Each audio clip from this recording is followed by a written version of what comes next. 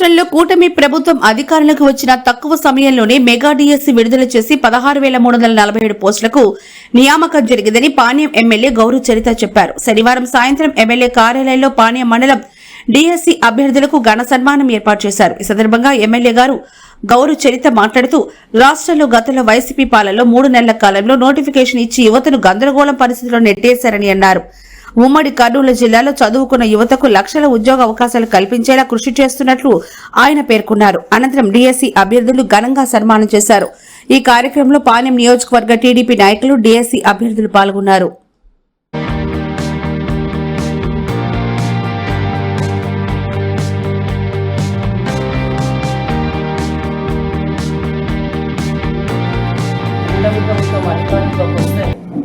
DSC notification ఇచ్చి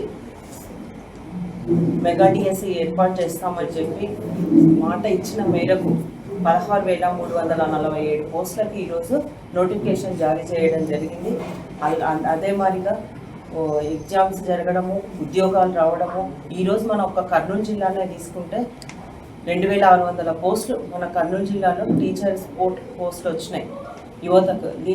దీన్ని బట్టి అర్థమవుతూ ఉంది. దీన్ని కూడా ఎంతో పారదర్శకంగా నిర్వహించడం జరిగింది ఈ డిఎస్సీ ఎగ్జామ్స్ను కూడా. అంతేకాకుండా ఎస్సీలకు, ఎస్టీలకు, బీసీలకు, దివ్యాంగులకు వీళ్ళకంతా కూడా వయసు మినహాయింపు ఇచ్చి వాళ్ళను ఉద్యోగాల్లో తీసుకోవడం జరిగింది.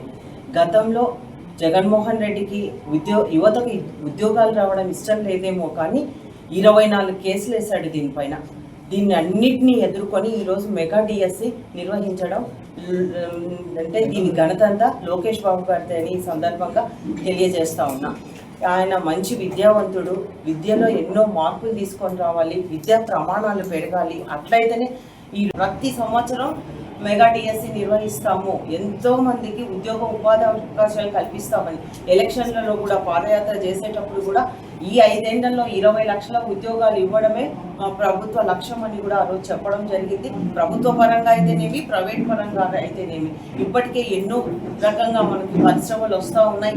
గతంలో మన రాష్ట్రం అంటేనే పారిపోయే పరిస్థితి. కాబట్టి అంతేకాకుండా ఇప్పుడు ప్రతి ఒక్కరు ఆంధ్రప్రదేశ్ వైపు చూస్తూ ఉన్నారు. ఒక ఓర్వకల్లు ఒక ఐకాన్గా తయారు కాబోతా ఉంది. ఎక్కడున్న వాళ్ళంతా కూడా ఓర్వకల్లో పరిశ్రమలు పెట్టడానికి ముందుకు వస్తూ ఉన్నారు. గతంలో పరిశ్రమలు వచ్చినాయంటే అప్పుడు కూడా తెలుగుదేశం ప్రభుత్వం అధికారంలో ఉన్నప్పుడే ఎంతో మందికి ఉద్యోగ ఉపాధి అవకాశాలు దొరికాయి. ఇప్పుడు కూడా మళ్ళీ ఈ గవర్నమెంట్ వచ్చిన తర్వాత కూడా పరిశ్రమలు వచ్చాయి. 2 ఏళ్లలో చాలా మంది చదువుకున్న యువతీయులకు ఉద్యోగ ఉపాధి అవకాశాలు రాబోతూ ఉన్నాయి. ఈరోజు మాకు చాలా సంతోషంగా ఉంది. మన ఉమ్మడి కర్నూలు జిల్లాలోనే దాదాపు 2,600 మంది ఉద్యోగాలు వచ్చాయంటే స్కూళ్ళలో కూడా స్టూడెంట్స్కి, టీచర్స్కి సరిపడా రేషియో ప్రకారమే టీచర్స్ని కూడా కేటాయించడం జరుగుతుంది. అప్పుడు మేము ఇంత పొడిచినాం అంత పొడిచినాం అని చెప్పుకున్నారు. కనీసం టీచర్లు సరిగా లేని పరిస్థితి.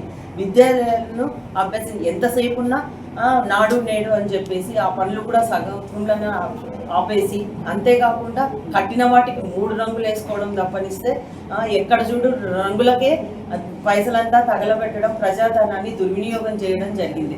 అలా కాకుండా ఇప్పుడు ఎంతో మీరు స్కూళ్ళల్లో చూస్తూ ఉన్నారు, ఎన్నో మార్పులు తీసుకొని రావడం జరిగింది. ప్రతి ఒక్క క్లాస్కు ఒక టీచర్గా పెట్టి విద్యా ప్రమాణాలు పెంచుతూ ఉన్నారు. అంతేకాకుండా మంచి యూనిఫాము, అలాగే బుక్స్, షూస్, బ్యాగ్ అన్ని క్వాలిటీతో ఇవ్వడం జరుగుతుంది. అంతే ముఖ్యంగా పిల్లలకి సన్న బియ్యంతో ఈరోజు నాణ్యమైన భోజనాన్ని కూడా అందిస్తూ ఉంది. ఎప్పుడైతే మంచిగా కడుపు నిండా మంచి భోజనం తింటారో అప్పుడే వాళ్ళు మంచిగా చదువుకోగలుగుతారన్న ఉద్దేశంతోనే ఎన్నో మార్పులు తీసుకొని రావడం జరుగుతూ ఉంది. కాబట్టి ఈ మెగా డిఎస్సీ ద్వారా ఈరోజు ఎన్నికైన అందరికీ కూడా హృదయపూర్వకంగా కంగ్రాట్స్ తెలియజేస్తా ఉన్నా. ముందు కూడా మన రాష్ట్రము ఇంకా ప్రథమ స్థానంలో ఉంది. గత పాలకుల వలన 3వ స్థానంలో ఉన్నది మన విద్యా ప్రమాణాలు 19వ స్థానానికి పడిపోవడం జరిగింది. మళ్ళీ దీన్ని ప్రథమ స్థానంలో పెట్టడానికి మన ముఖ్యమంత్రి గారు అహర్నిశలు కృషి చేస్తున్నారు. కాబట్టి ఈ కూటమి ప్రభుత్వం ఆధ్వర్యంలో యువతకు మంచి జరుగుతుంది. చదువుకున్న యువతి యువకులకు ఉద్యోగ ఉపాధి అవకాశాలు కలుగుతాయని కూడా ఈ సందర్భంగా తెలియజేస్తున్నాను. డిఎస్సి వచ్చిన తర్వాత రాష్ట్ర వ్యాప్తంగా దాదాపుగా 16,500 ఉద్యోగాలు వచ్చిన తర్వాత ప్రజలలో సంతోషము హద్దులు మీటిపోయింది. ఎందుకంటే గడిచిన 5 సంవత్సరాల్లో జగన్మోహన్ రెడ్డి ప్రతిసారి డిఎస్సి గురించి మాట్లాడడమే కానీ ఆయన సీఎంగా ఉన్న 5 సంవత్సరాల్లో ఎప్పుడు డిఎస్సి వదిలినది లేదు, ఒక్కరికి కూడా ఉద్యోగాలు ఇచ్చినది లేదు. పాదయాత్రలో ఏదైతే లోకేష్ బాబు గారు ఎన్నోసార్లు డిఎస్సికి మేము ప్రిపేర్ అవుతున్నాము, కానీ డిఎస్సి అనేది మాకు అందరి ద్రాక్ష మాదిరి అయిపోతుంది, రాలేదని పలు ఏ జిల్లాలో ఎంటర్ అయినా కూడా స్టూడెంట్స్ అందరూ లోకేష్ బాబు గారి దృష్టికి తీసుకురావడం జరిగింది.